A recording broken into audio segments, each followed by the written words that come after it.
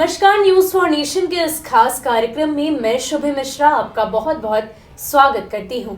इस खास वीडियो में हम बात करेंगे बिहार के मुखिया नीतीश कुमार की। जी हां, इस बार बिहार विधानसभा चुनाव में वो 7वीं बार सत्ता की कुर्सी तक पहुंचे, लेकिन कहीं ना कहीं अभी बिहार की सत्ता में आए हुए 2 महीने हुए हैं, लेकिन राजनीतिक उथल पुथल मची हुई है। लगातार विपक्ष उनको अलग अलग तरीके से घेरते नजर आती है। अगर इसी कड़ी में अगर हम उनकी पूरी पार्टी की बात करें तो कहीं ना कहीं ये साफ तौर पर नजर आ रहा है कि बीजेपी उन पर हावी पड़ रही है। इस बार के बिहार विधानसभा चुनाव पर भी अगर हम नजर डालें तो ये साफ तौर पर नजर आता है कि बीजेपी बड़े भाई की भूमिका में उभर कर सामने आई है। ऐसे में बड़ा सवाल ये है कि क्या आने वाले समय में बीजेपी पूरी तरीके से नीतीश कुमार पर हावी हो जाएगी और नीतीश कुमार सिर्फ और सिर्फ रिमोट कंट्रोल बनकर रह जाएंगे। क्या होगा 2021 में उनका भविष्य, ये जानने के लिए हमारे साथ जानी मानी ज्योतिषाचार्य मार्कंडे शारदे जी हैं। सबसे पहले बहुत बहुत स्वागत है आपका हमारे चैनल पर। ओम विश्वानि देव सवितर्दुर्तानि परासुव जगभद्रं तन्नासुव। देखिए,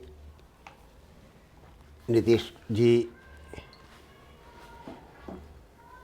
बिहार के विकास में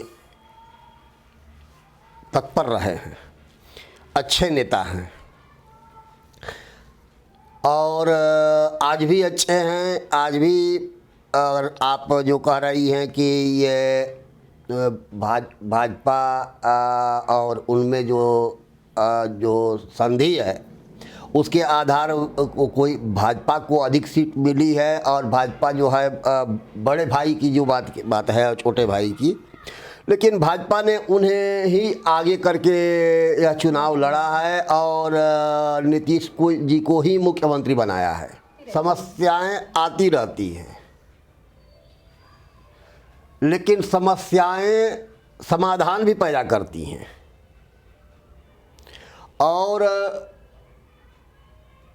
ऐसा नहीं हुआ कि अधिक सीट आने के बाद बीजेपी ने उन्हें मुख्यमंत्री नहीं बनाया, जो कहा सो किया। लेकिन मैंने ये आप देख रहे हैं कि यह तो प्रायः 1 सीट 2 सीट लेने वाला भी व्यक्ति जो है वह खींचतान करता रहता है।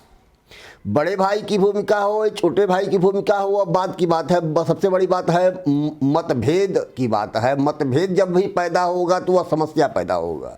कोई न कोई छोड़कर चला जाएगा, कोई न कोई पकड़ लेगा, कब क्या होगा वह अलग बात है। नीतीश जी के साथ जो मैं कुंडली उनकी जो देख रहा हूँ तो कुछ समस्याएं हैं। उनकी कुंडली के अनुसार जो है अभी राहु की महादशा में बुध की अंतर्दशा चालू हुई है 11/9/19 से और 29/3/22 तक। अच्छा, 22 तक जी, 29/3/22 तक जो है यह राहु में बुध की अंतर्दशा है। बुध इनका लग्नेश है, बढ़िया है। बुध इनका लग्नेश है तो बुध इनके लिए अच्छा है ग्रह। राहु जो है वह राहु इनकी कुंडली में 9वें भाव में बैठा हुआ है गुरु सूर्य बुध के साथ। यही पर दिक्कत है। ये कुंभ राशि का राहु अनुकूल फल नहीं देता है, समस्याएं पैदा करता रहता है। लेकिन उसमें से बड़ी बात, तभी तो इसके पहले भी चूँकि यह मुख्यमंत्री बने इसी राहु की महादशा में ही बने हैं। लेकिन राहु अभी जो मैंने कहा कि 11/9/2019 से बुध की अंतर्दशा प्रारंभ हो गई है और राहु और बुध एक ही घर में बैठे, यही पर गड़बड़ी है जी। जब भी ज्योतिष के अनुसार जो है, जब भी 2 ग्रह एक साथ बैठे हों, एक की महादशा हो एक की अंतर्दशा हो, तो वहाँ पर परेशानियाँ पैदा होने शुरू हो जाती हैं। यह परेशानी जो है इनके लिए है। 7.5 का प्रभाव तो है, वो तो अलग बात है। 7.5 भी है, 7.5 से उबर गए हैं अब। तो साढ़े तो 20 में ख़त्म हो गई है, 25 जनवरी 2020 से सब। लेकिन अभी उसी के परिणाम स्वरूप जो है इनको अच्छा पद भी मिला, मुख्यमंत्री फिर हो गए।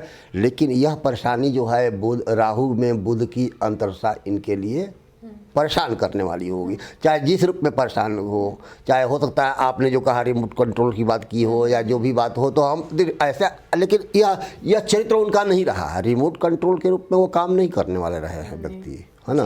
तो इसलिए यह संभव कम है। फिर भी परिस्थितियों, मनुष्य परिस्थितियों का दास होता है। कभी कभी जो है प्रतिकूलताएं घेर लेती हैं, व्यक्ति जो है लाचार हो जाता है, वो अलग बात है जी।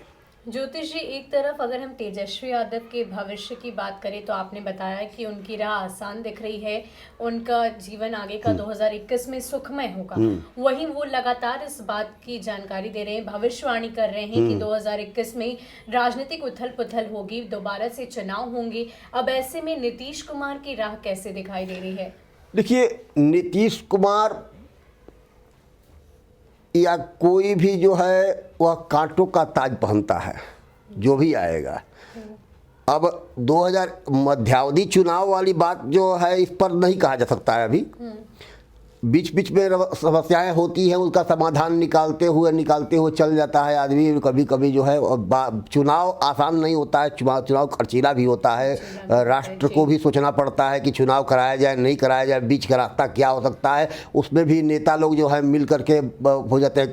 कभी हो सकता है कि विपक्ष ही सरकार बना लेता है, कभी जो है ऐसा संभव है, तो होता है कुछ भी, वो अलग बात है। लेकिन मध्यावधि चुनाव की संभावना कम है।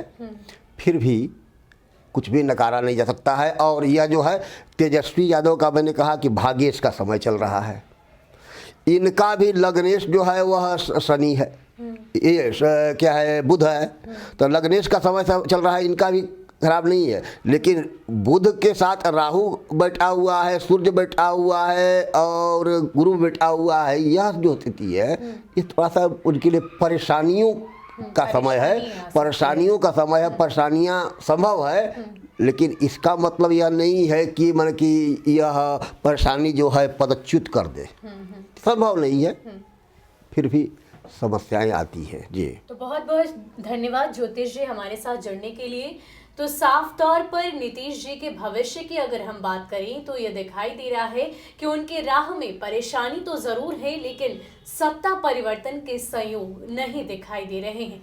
फिलहाल के लिए इतना ही। ऐसे ही अपडेट्स के लिए आप हमारे साथ बने रहिए और देखते रहिए न्यूज़ फॉर नेशन। नमस्कार।